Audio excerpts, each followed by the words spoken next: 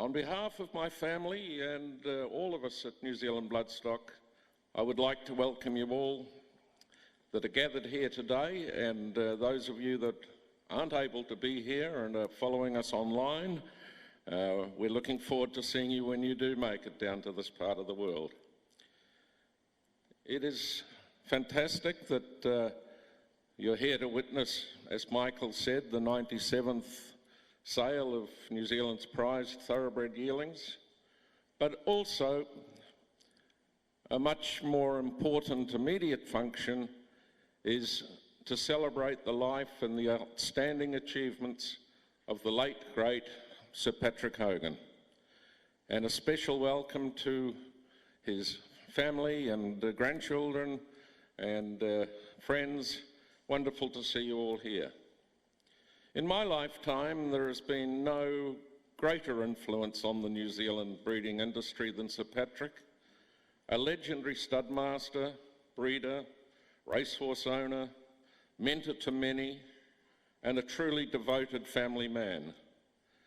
He once said, or at least once said, "I may have chosen 2 champion stallions in Sir Tristram and Zabeel, but that pales into insignificance alongside the wonderful choice I made to marry Justine." This he did nearly 62 years ago, and together they had 2 daughters in Nicola and Erin, and the wonderful grandchildren that have followed. In 1975, he bought a piece of land in Cambridge, which was to become Cambridge Stud. And it was to become a bloodstock nursery that put New Zealand well and truly on the international map. In what can only be described as a masterstroke of genius, Sir Patrick selected Sir Tristram as his foundation stallion.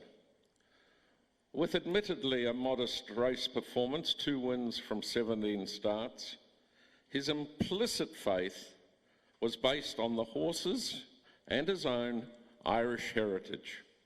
And it was a faith that would see Cambridge Stud become a dominant force through subsequent decades. While at the helm of Cambridge Stud, Sir Patrick's stallions produced over 130 Group 1 winners and earned 50 individual champion sire awards. Sir Tristram alone sired 45 Group 1 winners, and in so doing surpassed the legendary North American stallion Northern Dancer, something that was thought would never happen. Sir Tristram sired top-class racehorses of virtually every description, from a Golden Slipper winner to cups and a multitude of classic winners.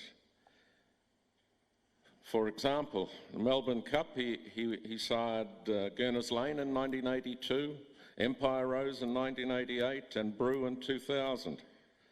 And his Golden Slipper winner, Marauding, in 1987, and his Australian Guineas winner, Zabeel, certainly stamped him as the magnificent addition to New Zealand that he was. It was little wonder that his service fee went from $1,300 to $220,000, and it's what we all strive for.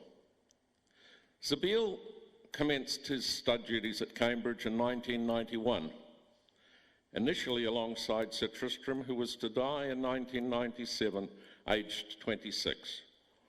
Zabeel was to go on and sire 46 Group 1 winners, surpassing Sir Tristram by 1. One of Sir Patrick's most enjoyable times when he had visitors that came to appreciate the stud and what was happening there and what he had done and what the family had done and all the staff that he admired so much. And when Queen Elizabeth II came in 1990, he often said that it was simply one of the highlights of his life.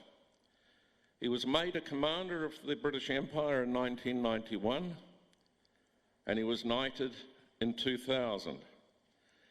And I can say, having had the great fortune to speak to Her Majesty on a number of occasions, she never failed to ask after Patrick, Justine, and Cambridge Stud. Sir Patrick and Lady Hogan themselves bred 40 individual Group 1 winners and earned 5 New Zealand Thoroughbred Breeder of the Year awards, including for their amazing 8-carat family. Wonderful achievements for sure, but it was the sale ring that we will remember best. For 32 years in a row, up to 2012, Cambridge Stud were leading vendors on aggregate. They sold the first yearling ever to make $1 million. They sold and still hold the record of $3.6 million for the highest price yearling sold in this ring. Overall, in their history, they sold $11 million yearlings and 24 sale toppers. An amazing record by an amazing man who provided me personally with incredible guidance and assistance, and I was proud to call him a friend. He made this room his own, and we are honoured to record his legacy by naming it the Sir Patrick Hogan Auditorium.